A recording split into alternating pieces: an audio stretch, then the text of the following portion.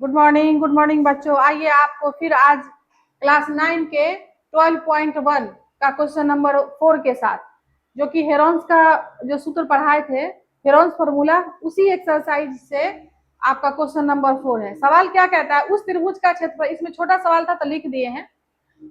उस त्रिभुज का क्षेत्रफल निकाल जिसकी दो भुजाएं दी हुई है और उसका परिमाप दिया हुआ, तीसरी भुजा नहीं दी हुई है। तो क्या करेंगे पता है? दो भुजा दी हुई है तो हम उसके परिमाप प्रश्न से लिखेंगे और उसके तीनों साइड का जोड़ होता है उसका परिमाप, तो उससे हमको तीसरा साइड निकल जाएगा और फिर उस त्रिभुज का क्षेत्रफल निकालेंगे। सवाल बहुत ही आसान, बहुत ही आसान, बस थोड़ा सा इसकी जरूरत है, उस जरूरत को हम लोग यहाँ लगा दें, इस्तेमाल कर ले। चलिए, उस त्रिभुज का क्षेत्रफल जिसकी दो भुजाएं दी हुई, सबसे पहले सॉल्यूशन में हम क्या लिखेंगे? प्रश्न से क्या दिया हुआ है? त्रिभुज का जो दिया हुआ रहेगा ना वो प्रश्न से लिखेंगे। त्रिभुज का परिमाप बराबर कितना दिया हुआ है? 42। और त्रिभुज का परिमाप क्या होता है? a प्लस बी प्लस सी बराबर 42।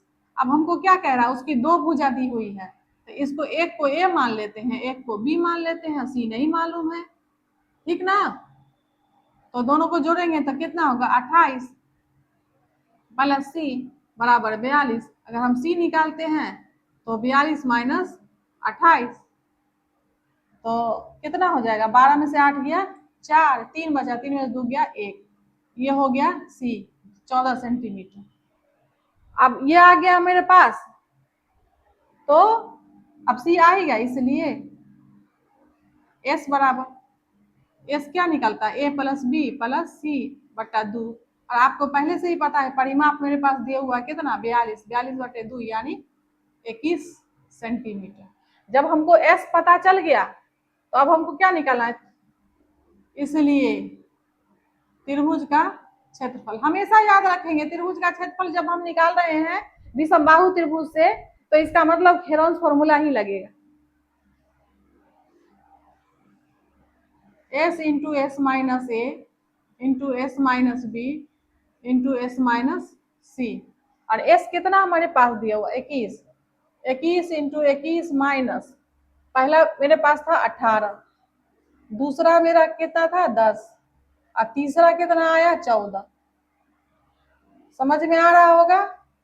अब देखिए, ये रहा 21 और 21 में से 18 जाएगा, कितना बचेगा? 3, और 21 में से 10 जाएगा तो कितना बचेगा? 11, और यहाँ 21 में से 14 जाना है तो कितना बचेगा? 7। अब देखिए, ये 3 गुने 7 होगा, ये रहा 3, ये रहा 11 गुने में 7।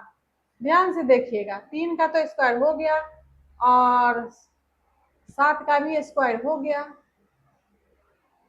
और 11 बच रहा, तो ये दोनों बाहर निकल जाएगा और ये रह जाएगा अंदर। तो 21 सत्या 21 और रूट अंडर 11, इतना सेंटीमीटर, मीटर है नहीं सेंटीमीटर ही है।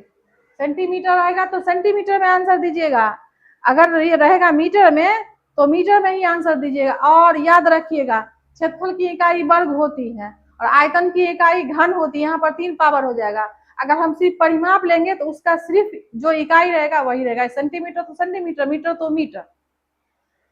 और ये लिखना नहीं भूलिएगा, नहीं तो क्या होगा, पूरा बना के चले आएंगे एग्जाम में, सोचिए हम तो आ गए हैं और जब कॉपी आपकी चेक होगी और सेंटीमीटर छोड़े रहेंगे तो आपका नंबर कट जाएगा।